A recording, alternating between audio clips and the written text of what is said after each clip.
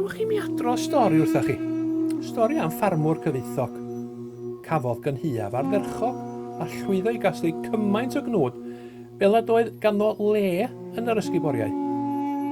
Penderfynodd dynnu'r hen ysguboriau lawr ac adeiladu rhai newydd mwy o faint. Yn yr ysguboriau newydd, fe allai storio'r cnydau i gyd ac yna eistedd yn ôl a mwynhau bywyd. Fe allai fyw yn hapus am weddill ei oes, heb boeni am ddim.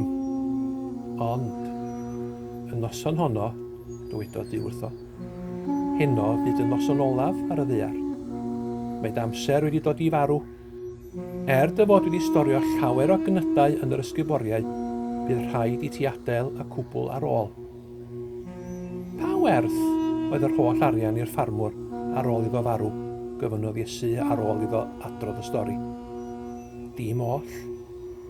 Dyma sy'n digwydd pan mae pobl yn byw bywydau hunanol, gan feddwl am ddim heblaw ei heiddo.